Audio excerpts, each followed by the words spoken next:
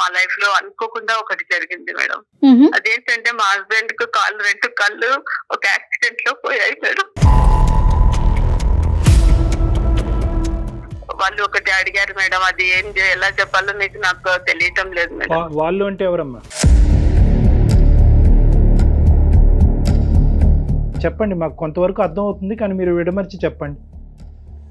అంటే వాళ్ళు నన్ను ఒకటి అడగడానికి ఒకటి అడిగారు సార్. మేము మీకు ఉద్యోగం ఇస్తున్నాము, మళ్ళీ మీరు మమ్మల్ని సంతోష పెట్టరా అని అన్నారు సార్. నాకైతే అర్థం కాలేదు ఏం అడుగుతున్నారు.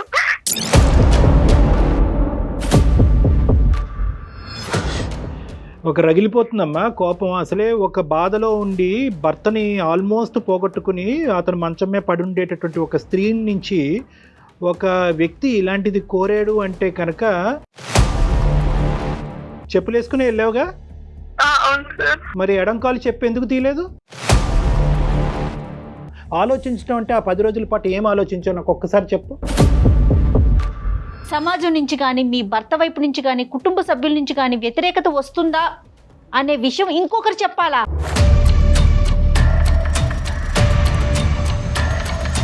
లోపల ఉండేటటువంటి అంతరాత్మ ఈ రోజు కాదు రేపు అడుగుతుంది ప్రశ్నలు, నిన్ను చంపేస్తుంది, ప్రశ్నలతో చంపేస్తుంది నీ అంతరాత్మ రేపొద్దు నిన్ను.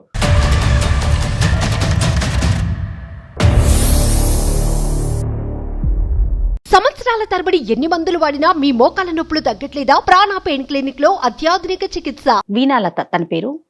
బెంగళూరు నుంచి మెయిల్ చేసింది తను మనకి. ఆఫీసులో ఒక భయంకరమైన స్టెప్ తీసుకోబోతోంది. తను ఏం చేయాలి అనే ఒక ఆలోచనలో, అంటే తను తీసుకునే నిర్ణయం కరెక్టా కాదా అనేది తనకు ఒక డౌట్ అన్నమాట. ఒకసారి మీతో మాట్లాడి, అంటే అది ఎంత పెద్ద నిర్ణయమో అర్థమవుతుంది మనం మాట్లాడితేనే. చెప్తుంటేనే భయం వేస్తుంది నిజంగా కళ్యాణ్ గారు, అంటే మనకి తెలుసు ఇలాంటివి ఉంటాయన్న ఒక ఐడియా ఉంది, కానీ అందమైన జీవితానికి ఒక లేఖ రాసి బహిరంగంగా, అంటే ఒక మెయిల్ పెట్టి తను మీ నిర్ణయం కోసం వెయిట్ చేస్తుంది అనమాట. సో డెఫినెట్ గా మీరు మాట్లాడాలి అని చెప్పేసి నేను వెంటనే తీసుకున్నాను కాల్. నెంబర్ ఉంది, కాల్ చేసేస్తానండి. వీణాలత అండి తన పేరు. ఎక్కడ వాళ్ళు మేడం? బెంగళూరు అండి. బెంగళూరు నుంచి చేసింది.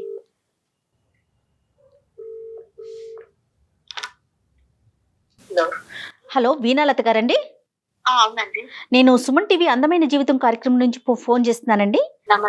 నమస్తే అండి. నాతో పాటు డాక్టర్ కళ్యాణ్ చక్రవర్తి గారు కూడా ఉన్నారు. మీ మెయిల్ గురించి నేను బ్రీఫ్ గా చెప్పానండి, ఒకసారి డాక్టర్ గారితో మాట్లాడండి. నమస్తే సార్. సార్ నేను బెంగళూరులో ఉంటాం సార్, బెంగళూరు నుంచి మాట్లాడుతున్నాను సార్. నేను మీకు మెయిల్ చేశాను సార్. సార్ నేను ఒక సమస్య ఫేస్ చేస్తున్నాను సార్. అంటే అది సమస్యలో అది ఏమనాలో నాకైతే తెలియటం లేదు సార్. అది నేను ఎవరితో చెప్పుకోలేకపోతున్నాను సార్. ఇంకా ఈ ప్రోగ్రామ్ నేను రెగ్యులర్ గా చూస్తుంటాను. ఎందుకో సార్ నాకు ఇది షేర్ చేయాలి, దీని గురించి ఒక నిర్ణయం తీసుకోవటానికి నాకు ఇంకా ఎవరు నాకు తెలియటం లేదు సార్. ఎందుకంటే మా రిలేటివ్స్ కానీ ఎవరు కూడా నాకు సజెషన్ ఇచ్చే వాళ్ళు ఎవరు కూడా లేరు సార్. అందుకనేసి నేను కాల్ చేశాను సార్. దయచేసి కొంచెం వినడానికి నా కోసం కొంచెం టైం ఇవ్వండి సార్ ప్లీజ్. చెప్పండి అమ్మా వీణా గారు. చెప్పండి మీ ప్రాబ్లం ఏంటి, అసలు ఏంటి, మీరు ఏం ఎక్స్పెక్ట్ చేస్తున్నారు, అసలు ఏం జరుగుతుంది? మేడం మాది ఒక చిన్న ఫ్యామిలీ మేడం. నేను హస్బెండ్ 2 పిల్లలు ఉంటాము. మేము మంచిగా మా ఫ్యామిలీ బాగా జరుగుతుంది. అంటే మా హస్బెండ్ కూడా మంచి ఉద్యోగం చేస్తున్నారు, బాగుండే వాళ్ళం మేడం. ఒక 2 years నుంచి చాలా కష్టాలు పడుతున్నాం మేడం. ఎందుకంటే ఒక సిచ్యువేషన్ ఒకటి మా లైఫ్ లో అనుకోకుండా ఒకటి జరిగింది మేడం. అదేంటంటే మా హస్బెండ్ కు 2 కళ్ళు ఒక యాక్సిడెంట్ లో పోయాయి మేడం. అప్పుడు ఆ 2 years నుంచి ఆయన బెడ్ లోనే ఉన్నారు మేడం. ఆయనకు సరిగా ట్రీట్మెంట్ కూడా ఇప్పించలేకపోతున్నారు మేడం. ఎందుకంటే మేము ఫైనాన్షియల్లీ చాలా ఒక దిగజారిపోయిన స్థితిలో ఉన్నాం మేడం. ఎందుకంటే ఆయన మాత్రం సంపాదిస్తున్నారు. ఇప్పుడు సడన్ గా ఆయనకి ఇలా జరిగింది కదా, ఆయన బెడ్ లో ఉన్నారు. 2 పిల్లలు చూస్తే చిన్న వాళ్ళుగా ఉన్నారు మేడం. వాళ్ళు స్కూల్ కి వెళ్ళే పిల్లలు మేడం. నాకు ఎవరు కూడా సపోర్ట్ చేసే వాళ్ళు ఎవరు లేరు మేడం. మీ వయసు ఎంతమ్మా? పిల్లల వయసు ఎంత? మీ వారి వయసు ఎంత? ఎంతకాలం అయింది పెళ్ళి? సార్ మా వారి వయసు 41 సార్. మీదమ్మా? నాకు 34 ఉంది సార్. 34. పిల్లలమ్మా? పిల్లలు ఒకరు 12 సంవత్సరాలు ఒకరు ఉన్నారు సార్, ఇంకొకరు 14 years ఒకరు. ఓకే ఓకేనమ్మా. మీరు చాలా సంవత్సరాలు బట్టి బెంగళూరులోనే సెటిల్ అయ్యి ఉన్నారు. మీరు చదువుకున్నారా వీణా గారు? నేను చదువుకున్నాను సార్, నేను డిగ్రీ చేశాను సార్, కానీ ఎక్కడ నేను జాబ్ అయితే నేను చేయలేదు సార్, Job చేసే అవసరం నాకు రాలేదు సార్. అతనే చేసేవారు. అంటే పిల్లలు కరెక్ట్ గా వయసుకు వచ్చి ఉండాలి. ఇప్పుడు మీ వారైతే కనుక కంటిన్యూస్ గా జాబ్ లోనే ఉన్నారు, బిజినెస్ కాదమ్మా అతను చేసే జాబ్. ఆయన చేసే జాబ్ సార్, అది ఒక సెమీ గవర్నమెంట్ లాగా ఉంది సార్, అదే కంపెనీ. ఓకే ఓకే దాంట్లో చేస్తున్నారు. ఆయనకు 40,000 వరకు శాలరీ వస్తుంది Okay. సార్. అప్పుడు సమస్య ఏంటండి చెప్పండి. మేడం సమస్య, ఇప్పుడు ఆయన జాబ్ కు వెళ్ళట్లేదు, ఉమ్, ఇంకా మాకు ఇల్లు జరగడం చాలా కష్టం అయిపోయింది మేడం. ఇంకా నేను కూడా కొన్ని చోట్ల అక్కడ ఇక్కడ ప్రయత్నాలు చేశాను, కానీ చాలా తక్కువ శాలరీ ఇస్తామంటున్నారు. అలాగే మా హస్బెండ్ ఎక్కడ వర్క్ చేస్తున్నారో వాళ్ళని నేను కాంటాక్ట్ అయ్యాను మేడం, అప్రోచ్ అయ్యాను. Okay super. వాళ్ళు ఏం చెప్పారంటే వాళ్ళు జాబ్ ఇస్తామన్నారు సార్. నేను వెళ్ళి కలిశాను సార్ జిఎం గారిని. Very good, very good. వాళ్ళు జిఎం గారు నా ప్రొఫైల్ అన్ని చూశారు, నేను కూడా డిగ్రీ చేశాను కదా, ఉమ్, అది చూశారు. వాళ్ళు ఓకే మేము మీ ఫ్యామిలీకి మేము సపోర్ట్ ఇస్తాము, మీకు జాబ్ ఇస్తాము అనేసి వాళ్ళు ఒప్పుకున్నారు సార్. వాళ్ళు శాలరీ అమ్మా, శాలరీ మాట్లాడారా? సార్ శాలరీ కూడా ఒప్పుకున్నారు సార్. అంటే నా స్కిల్స్ అవే వాళ్ళు ఇంటర్వ్యూ చేశారు సార్, వాళ్ళకు నచ్చినారు. అంటే నా పర్ఫార్మెన్స్ వాళ్ళకి నచ్చింది సార్. ఓకే అలాగే శాలరీ కూడా 60 ప్లస్ వరకు, ప్లస్ నుంచి శాలరీ స్టార్ట్ అవుతుంది. Starting 60 plus. ఎందుకు అలాగా? ఎందుకమ్మా ఎక్కువ ఎందుకు ఇస్తున్నారు మీకు? అంటే సార్ నేను వాళ్ళ కంపెనీకి నేను వర్క్ చేయడానికి కొన్ని నా దగ్గర ఎక్స్ట్రా స్కిల్స్ ఉన్నాయి సార్. సో మీ చదువు మీకు ప్లస్ అయింది అనుకోవాలి, అంతే కదా వీణా? అది అనుకోకుండా ప్లస్ అయింది మేడం. అందుకనేసి వాళ్ళకు ఎలాంటి క్యాండిడేట్ కావాలో అలాంటి ఒక క్యాండిడేట్ గా నేను దొరికానని వాళ్ళు హ్యాపీ అయ్యారు మేడం. సంతోషం కదా. మేడం చాలా సంతోషంగానే ఉంది, కానీ మేడం వాళ్ళు ఒకటి అడిగారు మేడం, అది ఎలా చెప్పాలో మీకు నాకు తెలియటం లేదు మేడం. వాళ్ళు అంటే ఎవరమ్మా?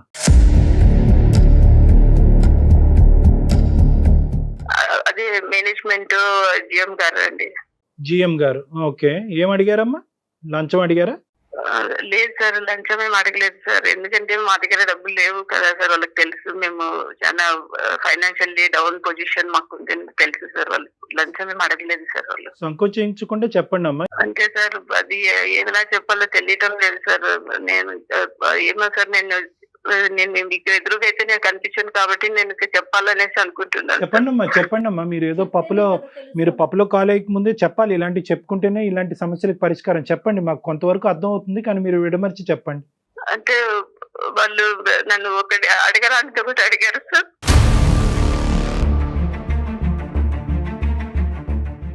కమిట్మెంట్ అడుగుతున్నారు సార్.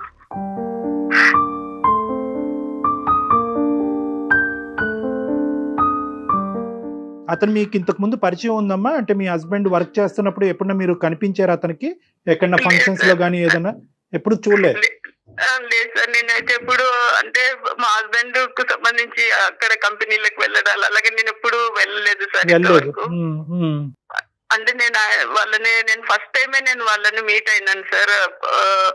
అంటే జాబ్ విషయంలోనే నేను వాళ్ళని మీట్ అయినాను. ఇంతవరకు నేనైతే ఎప్పుడు చూడలేదు సార్ వాళ్ళని. అమ్మా అసలు లోపల నుంచి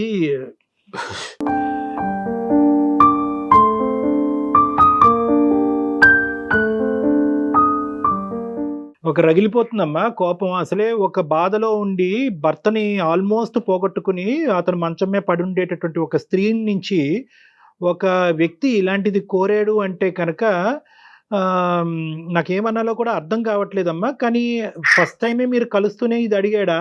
నీకు జాబ్ ఇస్తున్నాను కాబట్టి నువ్వు నాకు ఇది చేయాలని డైరెక్ట్ గా అడిగేశాడా?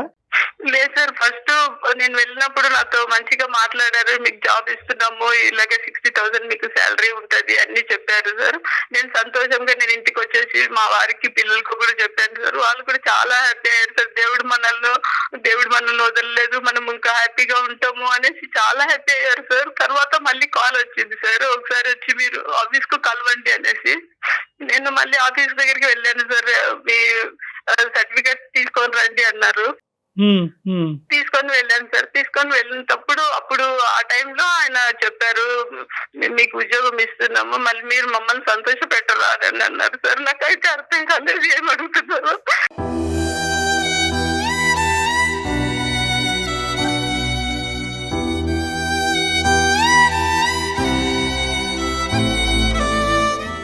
అంటే నేను అన్నాను, అంటే సార్ మేము లంచాలు ఇవ్వడానికి మా దగ్గర ఏం లేదు సార్,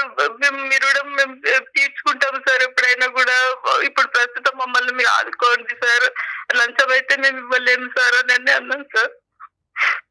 అంటే ఆయన అన్నాడు, మేము లంచం అడగడం లేదు, ఒక కమిట్మెంట్ అడుగుతున్నాము, మీకు అర్థమైంది అనుకుంటారు అని చెప్పారు సార్.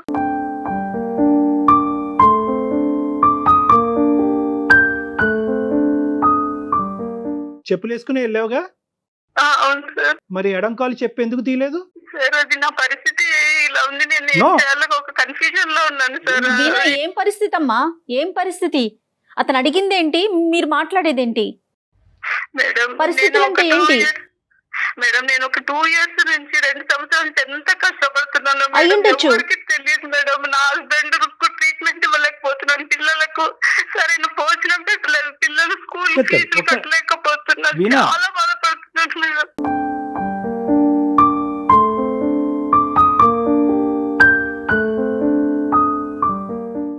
మీ డిసిజన్ మీ చేతిలోనే ఉంది. మీకు ఇష్టమైతేనే మీరు ఈ జాబ్ కూడా మీకు ఇష్టపూర్వకంగా మేము ఇస్తాము, లేకపోతే ఇంకా మీకంటే మంచి క్వాలిఫైడ్ ఉన్నటువంటి లేడీస్ వాళ్ళంతా రెడీగా ఉన్నారు, వాళ్ళకి వెళ్ళిపోతుంది. చూడండి, ఆలోచించుకోండి, మీ ఇష్టము. మేమైతే మాకు కావాల్సింది మేము చెప్పినాము, అది మీ పర్సనల్, మీరు ఆలోచించుకొని మీకు ఉద్యోగం కావాలంటే మీరు ఒక డేట్ మేము ఇస్తాము, ఆ డేట్ కు మీరు మా దగ్గరికి వచ్చేసేయాలి అని చెప్పారు మేడం. తర్వాత ఇంకా నేను చాలా ఆలోచించాను సార్. నేను టైం తీసుకున్నాను, ఒక వారం రోజుల నుంచి ఆలోచిస్తున్నాను, 10 days అయిపోతా ఉంది ఆలోచిస్తున్నాను. వాళ్ళు నన్ను ఇంకా నెక్స్ట్ మంత్ 1st నుంచి వచ్చి జాయిన్ అవ్వాలి సార్ జాబ్ కు అని చెప్పారు. సారీ వీణా, నీకు అడ్డుపడుతున్నానమ్మా, తప్పుగా అనుకోవద్దు. ఆలోచించడం అంటే ఏంటమ్మా?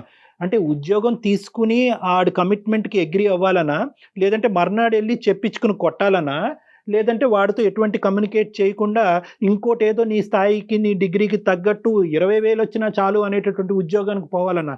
ఆలోచించడం అంటే ఆ 10 రోజుల పాటు ఏం ఆలోచించావు నాకు ఒక్కసారి చెప్పు. సార్ నేను ఏం ఆలోచించానంటే, ఇప్పుడు నేను ఉండే పరిస్థితుల్లో నాకు 10,000, ఒక 20,000 అలాంటి శాలరీస్, అలాంటి జీతం అయితే నాకు సరిపోదు సార్. ఎందుకంటే మా వారికి పెద్ద ట్రీట్మెంట్ ఉంది సార్, 2 కాళ్ళు లేవు కాబట్టి. నీ వ్యక్తిత్వానికి ఎంత వెలకడతావమ్మా?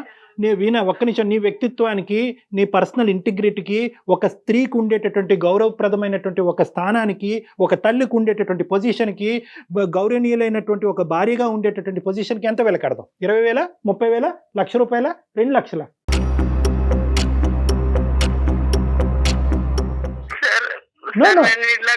సార్ నేను ఒక మాట అంటాను సార్, మీరు పెద్దవాళ్ళు సార్, మీకు అన్ని నాలెడ్జ్ ఉంది సార్, మీరు నన్ను తప్పుగా అర్థం చేసుకోవచ్చు. చాలా ఇలా జరుగుతున్నాయి సార్, అయితే చాలా మంది నాలాగా చెప్పుకోలేకపోతున్నారు, నేనైతే చెప్తున్నాను సార్ మీకు. లేదు నాన్న, వీణా 1,00,000 మంది మా దగ్గరికి రాలేదు. మా దగ్గరకు వచ్చినటువంటి ఆ 1,00,000 మందిలో ఒక స్త్రీ వీణా అనేటటువంటి వ్యక్తిని వచ్చినప్పుడు ఆ అమ్మాయి యొక్క అమాయకత్వం, లేదంటే ఇమోషన్స్ లో తీసుకునేటటువంటి నిర్ణయాన్ని కడిగి పారేయవలసినటువంటి బాధ్యత మా మీద ఉంది. కాబట్టి నేను నీతో ఇంత గట్టిగా మాట్లాడుతున్నాను. 10 రోజుల పాటు ఆలోచించిన వీణా ఏ నిర్ణయం తీసుకున్నది చెప్పండి. సార్ నేను చెప్తున్నాను సార్, మీరు సార్ నన్ను ఎలాగ అనుకుంటారో, నేను ఒక చెడ్డదాన్ని అనుకుంటారో, ఏమనుకుంటారో మరి నాకైతే తెలియదు సార్. నేనైతే నా కుటుంబం కోసం చేయాలనుకుంటున్నాను సార్. నా కుటుంబం, నా భర్త మమ్మల్ని ఎంతగానో ప్రేమించిన మా భర్త ఈ రోజు మంచంలో ఉన్నాడు, ఆయన చూసుకోవాల్సిన బాధ్యత నాకుంది సార్. అమ్మ, నీ గురించి ఏమనుకుంటాం అనేటటువంటి మ్యాటర్ తీసి పక్కన పెట్టండి. మీరు తీసుకున్న నిర్ణయం ఏంటో ఒకసారి చెప్పండి. అవిటితనంతో బాధపడుతున్న నీ భర్త నీ గురించి ఏమనుకుంటాడనేది తర్వాత సబ్జెక్టు. నువ్వు ఏం నిర్ణయం తీసుకున్నావు, ఎందుకు తీసుకున్నావు? దానికి ఒప్పుకోవాలనేసి నిర్ణయం తీసేసుకున్నాను.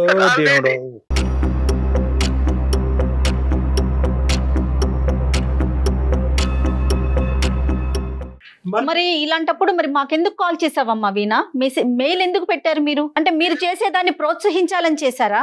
ఓకే అమ్మా, వెరీ గుడ్, కంగ్రాట్స్ అని చెప్పేసి డాక్టర్ గారు నేను చెప్తాను అనుకున్నారా?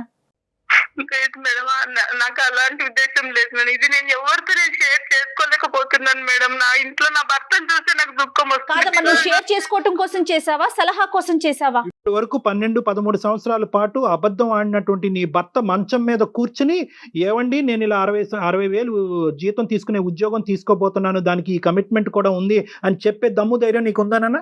నేను అలా చెప్పలేను సార్. నేను లైఫ్ లో అంటే నీ అంతరాత్మకు తెలుసు 60,000 అనేటటువంటి నీ కుటుంబాన్ని తీసి గట్టెక్కిస్తాదనే నమ్మకం నీకు ఎంత ఉందో, నువ్వు తప్పు చేస్తున్నావు అనేది నీ అంతరాత్మకు తెలుసు. కాబట్టి నీ భర్త కళ్ళల్లోకి చూసి చెప్పలేనటువంటి దుర్భర పరిస్థితిలో నువ్వు ఉన్నావు వీణా. ఒక్కసారి దాన్ని తట్టు.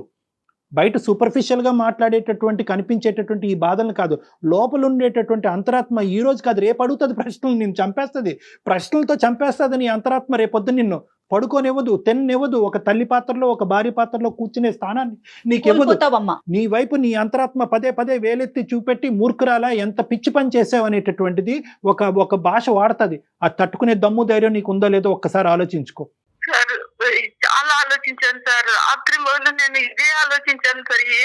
నేను ఏం చేస్తున్నాను ఈ 10 రోజులు నాకు తెలియలేదు సార్. 2 సంవత్సరాల పాటు ఇల్లు ఎలా గడిచింది సార్? చాలా ఘోరంగా గడిచింది సార్. ఎక్కడెక్కడో అప్పులు తీసుకున్నాం సార్. ఆ అప్పుల వాళ్ళకి ఇప్పుడు అప్పులు కూడా కట్టలేని స్థితిలో ఉన్నాము. వాళ్ళు వచ్చి ఒకటే గొడవలు చేస్తున్నారు సార్. దీనికోసమే సార్ నేను నాకు కేవలం నా శరీరాన్ని నేను చూసుకోవడం లేదు సార్. నా శరీరం మలినం అయిపోతుంది. నా ఫ్యామిలీ ముఖం చూసి నేను ఇలా చేస్తున్నాను సార్.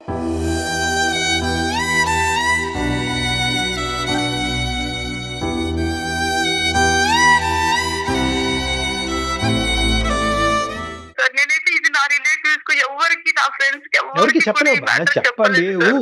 చెప్పేటటువంటి పరిస్థితి కాదు, చెప్పగలిగేటటువంటి సమాజంలో మనం లేము, చెప్పేటటువంటి వ్యక్తిత్వం నీది కాదు కాబట్టి చెప్పలేవు, అది మనకు తెలుసు. That is a different story. కానీ ఈరోజు నా కుటుంబం గురించి నా పిల్లలు నా భర్త గురించి అంటున్నావు కదా, రేపొద్దున వాళ్ళే చీకొట్టే పరిస్థితి వస్తే కనుక తట్టుకోగలవా? కేవలం డబ్బులు ఒకటేనా ఇక్కడ సమస్య? అప్పులు తీర్చడం ఒకటేనా ఇక్కడ సమస్య? ఈ డబ్బులు కావాలి, అప్పులు తీర్చాలి అనేటటువంటి దారి ఇది ఒకటేనా దారి? ఒళ్ళు అమ్ముకుంటేనేనా? సారీ ఇలా మాట్లాడుతున్నాను, తప్పుగా అనుకోకండి. ఈరోజు మీ శరీరాన్ని పణంగా పెట్టారు మీరు అక్కడ. మీ శరీరాన్ని, మీ వ్యక్తిత్వాన్ని, మీ ఇంటిగ్రిటీని, మీ గౌరవాన్ని, మీ కుటుంబ ప్రతిష్టని, పరువుని అన్నిటిని ఈరోజు పణంగా పెట్టారు. ఇంకో సంవత్సరం అయినా పస్తులు ఉండొచ్చేమో కానీ దయచేసి ఇటువంటి నిర్ణయానికైతే మాత్రం రాకండి అమ్మా. చాలా బాధగా ఉంది, గుండె రగిలిపోతుంది. దానికి పైపెచ్చు 10 రోజులు ఆలోచించేశానండి, 11వ రోజు నిర్ణయం తీసేసుకున్నానండి. అయినా కానీ మీకు ఒకసారి చెప్పాలి కదా, ఎవరికి చెప్పుకోలేదు కాబట్టి మీకు చెప్పుకున్నాను. మా కళ్ళల్లో నీ పరువు ఏంటి అనేది ఇంపార్టెంట్ కాదమ్మా. రేపొద్దున మీ పిల్లలు, మీ భర్త మిమ్మల్ని ఎలా చూడబోతున్నారు అనేటటువంటిది మోస్ట్ ఇంపార్టెంట్ ఆస్పెక్ట్ ఈరోజు ఇక్కడ. నిర్ణయం తీసుకున్న తర్వాత మా దగ్గరికి రావటం ఏంటమ్మా? ఎందుకు తీసుకున్నారు అలాంటి నిర్ణయం? మీ తల్లిదండ్రులు ఎందుకు నిన్ను కని పెంచి పెద్ద చేసి ఒక గౌరవప్రదమైనటువంటి ఒక ఇంట్లోకి ఎందుకు పంపించారు? ఎందుకు వెనక ముందు ఎందుకు ఆలోచించట్లేదు మీరు? బహుశా మీరు ఏమైనా డిప్రెషన్లో ఉన్నారా? ఒక భావోద్రేకంలో ఉన్నారా? ఆలోచన శైలి కోల్పోయారా? మీ ప్రశ్న మీరే అడుక్కుని మీ సమాధానం మీరే చెప్పుకుంటున్నారా? నేను ఈ నిర్ణయం నేను తీసుకున్నాను సార్. తీసుకోవడం వల్ల ఒకవేళ ఫ్యూచర్ లో నాకు ఇంకా ఏదైనా నాకు ఎఫెక్ట్ జరుగుతుందా? నా పిల్లల పైన ఇది ఏదైనా ప్రభావం చూపిస్తుందా? ఇది నాకు ఆలోచన చాలా ఎక్కువ అయిపోయింది మేడం. ఏం చేయాలి? వినగారు ఒక్కసారి వినండి. ఆ విషయం ఇంకొకరు చెప్పాలా అండి? ఫ్యూచర్లో ఏదైనా ఎఫెక్ట్ అవుతుందా? పిల్లల వైపు నుంచి ఏదైనా వ్యతిరేకత వస్తుందా? సమాజం నుంచి కానీ, మీ భర్త వైపు నుంచి కానీ, కుటుంబ సభ్యుల నుంచి కానీ వ్యతిరేకత వస్తుందా అనే విషయం ఇంకొకరు చెప్పాలా? ఎవరు అక్కర్లేదమ్మా. మీరు ఒక 3వ వ్యక్తి స్థానంలో నిలబడి మీ అక్కో, మీ చెల్లో, మీ తల్లో, మీ బెస్ట్ ఫ్రెండ్ ఈ పని చేసేటట్టయితే కనుక ఏం యాక్సెప్ట్ చేస్తారా? మీరేం చెప్తారు? సార్ ఇప్పుడు నేను కరోనా టైం కంటే కొంచెం ముందు మా హస్బెండ్ కు యాక్సిడెంట్ జరిగింది సార్. తర్వాత నుంచి కరోనా స్టార్ట్ అయింది.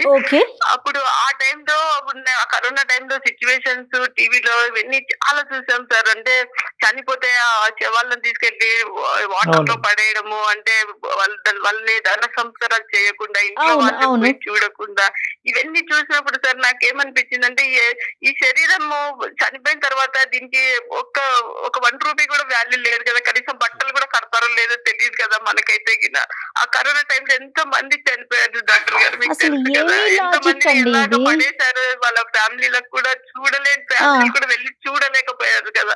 ఇలాంటి శరీరం కోసం నేను ఎందుకు ఇంతగా బాధపడాలి? ఈ శరీరం అక్కడ శరీరాలు పోయినాయి, కానీ శరీరాలు పోయినాయి, శరీరాలు చాలా కొట్టుకుపోయినాయి, చాలా మంది చనిపోయారు, దిక్కులేనటువంటి చావులు చాలా మంది చచ్చిపోయారు. కానీ వ్యక్తిత్వాన్ని, ఆలోచన శైలిని, కుటుంబ పరువుల్ని తాకట్టు పెట్టుకునేటటువంటి పరిస్థితి ఎవరికి రాలేదమ్మా. అది డిఫరెంట్ స్టోరీ. నువ్వు అనవసరంగా ఎక్కువ ఆలోచించి కన్ఫ్యూజ్ అవుతున్నావు. మీ వ్యక్తిత్వం ఇంపార్టెంట్. ఇదే శరీరాన్ని మీరు ఎప్పుడూ అమ్మేసుకుని ఉండేవచ్చు. కాదు కళ్యాణ్ గారు, ఇప్పుడు తను తీసుకున్న నిర్ణయానికి మిగతా అన్నిటిని ఆపాదించుకొని ఇది కరెక్టే అని తనకు తాను స్వాంతన పొందుతున్నట్లు అనిపిస్తోంది నాకు. ఇప్పుడు మీ లోపల, అవును మేడం, ఇప్పుడు ఏమవుతుంది అంటే కనుక మీ లోపల ఒక డిఫెన్స్ మెకానిజం ఉందమ్మా. అదే ఈ రోజు మాకు ఫోన్ చేయించింది. పచ్చిగా చెప్పాలి అంటే మీ లోపల ఉండేటటువంటి అంతరాత్మ ఇన్నర్ కాన్షియస్ ఏదైతే ఉందో, సిక్స్త్ సెన్స్ అంటూ ఉంటారు కదా, అది చేసింది, మీరు చేయలేదు. ఫోన్ ఇది అతను ఎవరైతే మీ జిఎం ఉన్నాడో ఆ మహానుభావుడు, వాడికి ఒక నమస్కారం అమ్మా.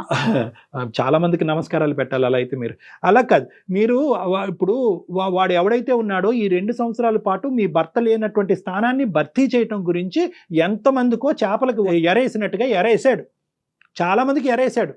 కానీ ఈ ఎరలో పడేటటువంటి వాళ్ళు ఎలాంటి వాళ్ళు అంటే కనుక, ఏ స్త్రీ కూడా కావాలని చెప్పి తన యొక్క శరీరాన్ని వెళ్ళి అక్కడ తాకట్టు పెట్టదమ్మా.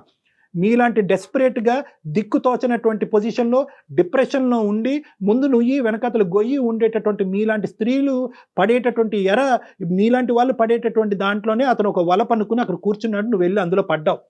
కాబట్టి నిన్నేం చేశాడంటే రోడ్ బ్లాక్ చేశాడు, శాండ్విచ్ చేశాడు. నువ్వు కాకపోతే వేరే అమ్మాయి వస్తుంది, ఈ అమ్మాయి కాకపోతే వేరే అమ్మాయి వస్తుంది అంటే ఏంటి, మిమ్మల్ని సైకలాజికల్గా ఎలా మారుస్తున్నాడు అంటే కనుక, శరీరం అప్పచెప్పేటటువంటి వాళ్ళలో లిస్ట్లో నువ్వు ఒక్కదానివే లేవు, చాలామంది ఉన్నారు. సో వాళ్ళందరూ చేయగా నువ్వు తప్పు చేయడంలో తప్పు లేదు, నీ కుటుంబాన్ని నువ్వు చేస్తున్నావు అనేటటువంటిది ఒక గిల్ట్ ఫీలింగ్ నీలో రెచ్చగొట్టేటటువంటి ప్రయత్నం చేశాడు. సో అందులో నువ్వు పడ్డావు. ఇక్కడ ఇలాంటి మగాళ్ళు లేకుండా ఉండేటటువంటి ప్రపంచాన్ని నువ్వు ఊహించుకోవటం కష్టం. కానీ అట్లీస్ట్ నీ సెన్సిబిలిటీ ఉపయోగించు. ఈ 60,000 వస్తున్నాయి, ఫైనాన్షియల్గా నా కుటుంబం సేఫ్ గార్డ్ అవుతుంది, పిల్లల ఫీజులు కడతాను, భర్తను చూసుకోగలను అనేటటువంటిది ఒక పరిధి. ఇది కాపాడుకున్న తర్వాత ఇంకా జీవితంలో విలువైనటువంటి ఇంకో పెద్ద అంశం ఏదన్నా పోతుందా అనేటటువంటి ఆలోచనతో ఒక్క అడుగు ముందుకేసి ఆలోచించమని చెప్తున్నాను, నేను విన్నపించుకుంటున్నాను. వీణా, మీరు తీసేసుకున్న నిర్ణయానికి రకరకాల కారణాలని ఆపాదించుకుంటున్నారు వీణా. మేడం నేను ఒక్కటే చెప్పదలుచుకున్నాను మేడం, నా స్థానంలో వేరే స్త్రీ ఉంటే కింద మేడం ఎప్పుడో ఒక 3 years ముందుగానే ఆయనను వదిలేసి, ఫ్యామిలీని వదిలేసి తన సుఖం తను చూసుకొని వెళ్ళిపోతుంది మేడం. నేనైతే త్యాగం చేసి నా భర్తను కాపాడుకోవాలి, నా బిడ్డను చదివించుకోవాలని చేస్తున్నాను మేడం. నాకు ఎన్నో అప్పులు బాధలు మేడం, ఎవరు తీరుస్తారు మేడం? అందరు చెప్తారు మేడం, మంచిగా చెప్తారు మేడం. మేడం నేను మిమ్మల్ని తప్పుగా నేను చెప్పటం లేదు మేడం, వేరే వాళ్ళు కూడా ఎవరైనా కూడా నాకు ఇలాగే చెప్తారు మేడం. కానీ వాళ్ళు ఎవరు నా సమస్యలు తీర్చలేరు కదా మేడం. లైఫ్ లాంగ్ ఎవరు చెయ్యరు కదా మేడం. మీరే ఆలోచించండి. నువ్వు ఏ స్త్రీ గురించి మాట్లాడుతున్నావు నాకు అర్థం కావట్లేదు వీణా. నువ్వు ఏ XYZ స్త్రీ గురించి మాట్లాడుతున్నావు నాకు అర్థం కాలేదు. కానీ ఇటువంటి పరిస్థితుల్లో ఉండే ఏ స్త్రీ అయినా కూడా చాలా మంది స్త్రీలు ఉన్నారు సార్, చాలా మంది ఉన్నారు సార్. అయితే వాళ్ళు బయటికి రాలేకపోతున్నారు సార్, ఇరుక్కుపోయినారు సార్. వాళ్ళ ఫ్యామిలీలో, సొసైటీలో ఇరుక్కుపోయి ఏం చాలా తెలియక బాధపడుతున్నారు సార్. బయట ఇలాంటి చోళలు చెప్పుకోలేరు సార్. నేను ధైర్యం చేసి ముందుకు వచ్చినాను సార్, ఎందుకంటే నాకు మీ సలహా కావాలని తెలుసు సార్. నేను తీసుకొని వచ్చాను సార్. నిజంగా నాకు అనిపించటం లేదు సార్. నాన్న నీ మీద మేము కోప్పడట్లేదు, నీ మీద మేమే కక్ష తీర్చుకోవట్లేదు. నువ్వంటే మాకు ఇప్పటికీ కూడా బాధగా ఉంది. నువ్వు అనుభవించేటటువంటి పరిస్థితుల మీద మాకు సానుభూతిగా ఉంది. నువ్వు ఎక్కడ వెళ్ళి ఆ తప్పు చేసేస్తావు అనేటటువంటి భయంతో ఈరోజు మేము ఇలా ఇమోషనల్గా మాట్లాడుతున్నావు. నీ కనువిప్పు కలగటం గురించి, నీ ఆలోచన శైలిని తట్టి లేపటం గురించి మాట్లాడేటటువంటి ప్రయత్నమే కానీ నీ మీద మాకు ఎటువంటి వ్యతిరేకత లేదు. నువ్వు మాకు చెప్పినందుకు థ్యాంక్ యూ. ఎందుకంటే కనుక ఈరోజు నిన్ను కాదు, మీ మొత్తం కుటుంబాన్ని కాపాడేటటువంటి పెద్ద బాధ్యత మేము తీసుకున్నందుకు మేము ఆనందపడుతున్నాం. ఈరోజు అట్లీస్ట్ ఇక్కడితో నిన్ను కాపాడి నీ కుటుంబాన్ని కాపాడితే కనుక అదే మాకు హ్యాపీనెస్ అమ్మా. అవును అమ్మ, ఒకటి ఈరోజు నన్నెవరు కాపాడతారు అంటే కనుక నీకు ఉండేటటువంటి స్థానంలో నిన్ను ఎవరు కాపాడరమ్మా. నిన్ను నువ్వే కాపాడుకోవాలి. నీ క్వాలిఫికేషన్ ఉంది, నీకు ఎలిజిబిలిటీ ఉంది. నీ క్వాలిఫికేషన్ చూసి ఆ GM గాడు కళ్ళు బైర్లు గమ్మి నీ 40,000 కాస్త 60,000 చేశాడు. ఇంకో చోట రాదా 40,000 జీతంతో? నీకు ఎన్ని ప్రయత్నాలు చేసావు ఈ 2 సంవత్సరాలతో? ఎన్ని అప్లికేషన్స్ పెట్టావు? ఎన్ని ఇంటర్వ్యూస్ పెట్టండి?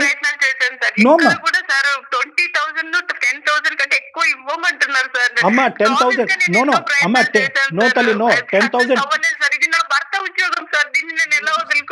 నువ్వు 40,000 ఫిగర్ చూసి ఒకేసారి 60,000 చూసేటప్పటికి నీ కళ్ళు బయర్లు గమని నువ్వు ఏదో ఒక కొత్త ప్రపంచాన్ని చూడటం మొదలు పెట్టావు.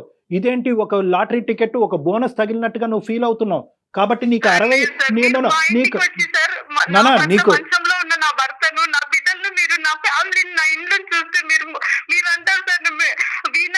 మీరు తీసుకున్న నిర్ణయం కరెక్ట్ అని మీరు నా పరిస్థితి ఘోరంగా ఉంది సార్.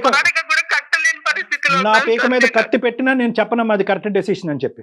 నా పీక మీద కత్తి పెట్టినా కూడా నువ్వు తీసుకున్న డెసిషన్ కరెక్ట్ అని చెప్పట్లేదు. ఎందుకంటే దుర్భర పరిస్థితి నీకు ఉంది, నేను అది కాదనట్లేదు. అది నీ బాధ మాకు లేదు. కాబట్టి ఈ స్థానంలో కూర్చొని మేము బిగ్గరగా గట్టిగా మాట్లాడుతున్నావు. నువ్వు చూసేటటువంటి వాళ్ళు చాలా మంది అనుకోవచ్చు. But at the end of the day అలాంటి వాళ్ళకి ఎలాగ పరిష్కారాలు అంటే ఏమి అమ్మ నీకు ఉండవు. పరిష్కారం లేదు అని కాదమ్మా, నేను చెప్పేది ఒక 2 నిమిషాలు విను. నీ ఫిక్స్డ్ ఐడియాతో నువ్వు మాట్లాడేటట్టయితే కనుక నీ మాటలోనే ఇంకా కొట్టుకుపోతూ ఉంటావు. నువ్వు చాలా ఫిక్స్ అయిపోయి అందులోకి ఏదో విధంగా దూరిపోవాలి, నెక్స్ట్ మంత్ 60,000 శాలరీ తీసేసుకుని అప్పులు వాళ్ళని అందరికీ కట్టేసి వాళ్ళని దూరం పెట్టేసేయాలి అనేటటువంటి ఫిక్స్డ్ ఐడియాతో మాట్లాడితే ఇంకా నువ్వు ఎంతమందిని నా ప్రపంచాన్ని మొత్తాన్ని కూడా నీ యొక్క ఆలోచన అసలు ఎవరికి కన్విన్స్ చెప్పాల్సిన అవసరం కూడా లేదు అప్పుడు. కన్విన్స్ చేసేది మమ్మల్ని కాదు, నీ మనస్సాక్షిని కన్విన్స్ చేసుకో. నేను మళ్ళీ చెప్తున్నాను, అది రేపొద్దున నీ పిల్లలతో సహా నీ భర్తతో సహా ఎంతో కాలం కూడా ఈ గిల్ట్లో నువ్వు ఇది సీక్రెట్ కింద దాయలేవమ్మా. ఏదో రోజు నీ మనసు విప్పి మాట్లాడుతూ ఇంకోళ్ళ ద్వారానో ఇంకో విధంగానో వాళ్ళకి తెలుస్తుంది, అప్పుడు నీ పరిస్థితి ఏంటి అనేటటువంటిది ఆ మెత్తెక్కి కూడా ఆలోచించు. ఎస్, నేనేమనుకుంటున్నాను సార్, ఇలాంటి పరిస్థితి ఒక రోజు ఒకవేళ వస్తే వాళ్ళు నన్ను తప్పకుండా అర్థం చేసుకుంటారు. No. నా కుటుంబం కోసము, మా కోసము, మా తల్లి అర్థం చేసుకోరమ్మా. ఎవరు ఒప్పుకుంటారమ్మా? అమ్మ నువ్వు ఇల్లు ఒళ్ళు శరీరాన్ని అంతా అమ్ముకుని మమ్మల్ని కాపాడినందుకు నువ్వు దేవతమ్మ అని చెప్పి నీ కాళ్ళ మీద పడి పూజిస్తారనుకున్నావు మహాతల్లి? నిన్ను ఏం మాట్లాడుతున్నావు అమ్మ నువ్వు? సార్ వాళ్ళు ఒకవేళ సరే సార్ మీరు అన్నట్టు వాళ్ళు నన్ను యాక్సెప్ట్ చేయకపోయినా పర్వాలేదు సార్, వాళ్ళ కోసం త్యాగం చేస్తారా? నా కుటుంబం కోసం వీణా, ఒక త్యాగం భగవంతుడా. చేసినాను అనేసి అమ్మా వీణా, నాకు ఒకటి నేను నీ బాధ నాకు పూర్తిగా అర్థమైంది. నీకు ఉండేటటువంటి ఏ విధంగా ఎంత బాధని ఎంత శోకాన్ని నువ్వు అనుభవిస్తే కనుక ఈరోజు ఇక్కడి వరకు దిగజారిపోయి నువ్వు మాట్లాడుతున్నావు అన్నది మాకు అర్థమవుతుంది. కానీ ఒక్కసారి నా మాట విను. ఈరోజు నువ్వేమంటున్నావు, జాబులు వస్తున్నాయండి కానీ ఏదో ఆ 10,000 20,000కి వస్తున్నాయి, ఆ 10,000 20,000తో నేను ఎలా అండి సర్దుకుపోను అనేటటువంటి మాట నువ్వు అంటున్నావు. కానీ ఇక్కడ చాలా ఇంపార్టెంట్ పాయింట్ ఏంటంటే ఆ 20,000 ఈరోజు మాకు 20 లక్షల్లా కనిపిస్తుందమ్మా నీ 60,000 కంటే. నీ 60,000 కంటే కనుక ఆ 20,000 నీ వ్యక్తిత్వాన్ని, నీ జీవితాన్ని, నీ ప్రపంచాన్ని, నీ లోకాన్ని కాపాడేటటువంటి 20,000. ఆ 20,000 అలా కాపాడుకుంటూ పోతే ఆ ఎక్స్పీరియన్స్ ఉపయోగించుకుంటే కనుక ఒక 6 నెలల తర్వాత వేరే చోట అప్లై చేస్తే 30,000 వస్తుందమ్మా. మేము ప్రపంచాన్ని చూసామమ్మా. ఒకేసారి వేలకు వేలు వచ్చేవి వీణా. 30,000ని కాపాడుకుంటూ ఒక 2-3 కోర్సులు చేసుకుంటూ నీ కరికులం బయటని కొద్ది బిల్డప్ చేసుకుంటే 40,000 వస్తాయమ్మా. తర్వాత 60,000 వస్తాయమ్మా. ఒక 2 సంవత్సరాల్లో 1,00,000 వస్తుందమ్మా. ఇది ప్రపంచం. మనకు వచ్చే 20,000 10,000తోనే మీరు అంటున్నారు కదా సార్ పెరుగుతాయని. మరి నా భర్త కాళ్ళు రావాలి, ఆయన కాళ్ళు నేను ఆపరేషన్లు సర్జరీలు చేపించాలంటే లక్షల్లో తీసుకుంటారు సార్. హాస్పిటల్లో ఖర్చులు అన్ని మీకు తెలుసు సార్ ఎలా ఉంటాయి అనేది. మరి నేను ఆ వేళ్లతో నా ఇల్లు గడుపుకోవాలి, ఆయనకు ట్రీట్మెంట్ నేను ఎలాగ ఇప్పించగలను సార్? ఆయన నేను నడిపించాలి సార్, ఆయన నడవాలి సార్, ఎందుకంటే ఆయన నా భర్త కాబట్టి. ఆయన కోసం, ఆయన మా కోసం ఎంతో చేశారు, నేను ఇప్పుడు ఆయన కోసం ఏమో చెయ్యాలి సార్. నాకు ఫైనాన్షియల్ చెడ్డదాన్ని మీరు అన్నా పర్లేదు సార్, నేను అనట్లేదమ్మా, నువ్వు చెడ్డదనం అని అనట్లేదు, నువ్వు అమాయకురాలు, ఇది పిచ్చితనం అని ఇందాకటి నుంచి అందుకే అంటున్నాను. నిన్ను బ్యాడ్ అనట్లేదు, మ్యాడ్ అంటున్నాను. నీకు తెలియట్లే నువ్వు చేసేటటువంటి నీ ఆలోచన సరిగ్గా. ఒకటమ్మా, ఫైనాన్షియల్ డిమాండ్ బట్టి దిగజారిపోయేటటువంటి దుస్థితికి మన సమాజం ఇంకా పోలేదమ్మా. క్యాన్సర్ ఉందనో, కుంటితనం ఉందనో, అవిటితనం ఉందో అని చెప్పి స్త్రీలు వాళ్ళ యొక్క శరీరాన్ని అమ్ముకోవటం మొదలు పెడితే కనుక మన భూమాత మనల్ని క్షమించదమ్మా. దయచేసి కాసేపు కూల్గా ఉండి ఆలోచించడానికి ట్రై చేయి. నీ యొక్క హస్బెండ్కి బహుశా తన అవిటితనానికి మీకు ఫైనాన్షియల్గా సపోర్ట్ కావాలి అంటే మనం ఏదన్నా ఒక స్క్రోల్ ద్వారానో లేదంటే ఒక ఫోన్ నెంబర్ డిస్ప్లే చేసో ఎవరన్నా కాంట్రిబ్యూటర్స్ ఉంటే కనుక, ఎవరన్నా పెద్ద మనసుతో ఉండే దాతలు ఉంటే కనుక వాళ్ళందరి ద్వారా మనం కాంట్రిబ్యూషన్ తీసుకొచ్చి మీకు హెల్ప్ చేసేటటువంటి ప్రయత్నం చేద్దాం. దానికి వేరే దారులు ఉన్నాయి సార్. ఇదంతా నిజంగా అవుతుందంటారా సార్? అంటే క్రౌడ్ ఫండింగ్ ఇవన్నీ నేను కరోనా టైంలో అప్పుడంతా నేను వింటున్నాను సార్, కానీ నిజంగా అలాగ హెల్ప్ చేసే వాళ్ళు వస్తారా? డెఫినెట్ గా ఉందమ్మా. ప్రయత్నానికి మించినటువంటిది ఏమీ లేదమ్మా. నీ స్టెప్, నువ్వు తీసుకుపోయేటటువంటి స్టెప్ ముందు పోలిస్తే కనుక ఈ ప్రయత్నాలన్నీ చాలా చిన్న స్టెప్సే. అయితే వీణ ప్రతిదీ ఇలా చిటికేస్తే అయిపోదు, దానికి మన ప్రయత్నం ఉండాలి, పేషెన్స్ ఉండాలి, ఓపిక ఉండాలి. ఇలా తొందరపాటు నిర్ణయాలు తీసుకున్నటువంటి పరిస్థితిలో ఉండాలి. మానసికంగా కుదురుగా ఉండటం అన్నది ప్రధానమైనటువంటి అంశం అమ్మా. ఎందుకంటే ఒక సింపుల్ లాజిక్ చెప్తానమ్మా నీకు, ఆ లాజిక్ చెప్పి నిన్ను ఆలోచించుకోమని చెప్పి నిన్ను వదిలేస్తాను. ఇందాక నువ్వు అన్నావు రేపో మాపో నా కుటుంబానికి తెలిస్తే కనుక నన్ను క్షమించి వదిలేస్తారని చెప్పి. అప్పుడు చెప్పేది ఎందుకు, ఇప్పుడు చెప్పు. ఒకసారి మీ హస్బెండ్ అతను పక్కన కూర్చుని ఏమండి ఇలా చేద్దామండి అని అనుకుంటున్నానని ఒక్క మాట చెప్పు. అలా చెప్పలేను సార్. చెప్పలేరు కాబట్టి తప్పు చేస్తున్నారమ్మా. చెప్పలేరు కాబట్టి తప్పు చేస్తున్నారు. నాకైతే లేదు. నో, అది ధైర్యం లేకపోవటం కాదు, మీరు తప్పు చేస్తున్నారు కాబట్టి మీరు చెప్పలేకపోతున్నారు మేడం. అది నా వేలో రైట్ కావచ్చు, కానీ మా హస్బెండ్ వేలో అది తప్పని ఆయన అనుకోవచ్చు కదా సార్. తప్పని అనుకున్నప్పుడు that story ends there. Full stop పెట్టండి. ఎందుకంటే ఇది కుటుంబానికి సంబంధించినటువంటి వ్యవహారం. కేవలం వీణ 100 106 ఏదో విధంగా డబ్బులు తెచ్చేయమని చెప్పి ఎవరు మాట్లాడట్లేదు. ఈ రోజు ఇక్కడ డబ్బులు ఎంత అవసరమో దానికంటే 100 రెట్లు పరువు అనేటటువంటిది అవసరం అని భావించే కుటుంబం ఇది. అది మర్చిపోవద్దు. అవును సార్. Go for salary. నేను చెప్పినటువంటి ప్రిన్సిపల్, తక్కువ శాలరీ అన్న స్టార్ట్ చేయండి అమ్మా. కోర్సెస్ డెవలప్ చేసుకోండి, కరికులం బయట బిల్డ్ చేసుకోండి, మళ్ళీ రీఅప్లై చేసుకోండి. విపరీతంగా పెరిగిందమ్మా ప్రైవేట్ ఎంప్లాయ్మెంట్, భయంకరంగా పెరిగింది. గవర్నమెంట్ జాబ్స్ వస్తున్నాయో లేదో నాకైతే తెలియదు, కానీ ఎంప్లాయ్మెంట్ సెక్టర్ అయితే మాత్రం ఆపర్చునిటీస్ చాలా బాగా పెరిగినాయి.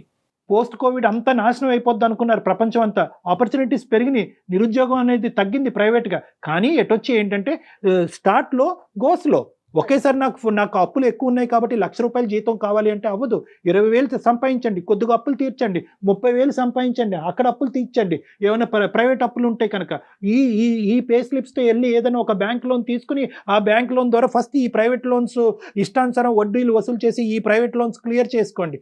ఈ విధంగా ఆలోచించండి. లేదంటే నా దగ్గరకు రండి, వచ్చి ఒకసారి కూర్చోండి, మనం మాట్లాడుకుందాం.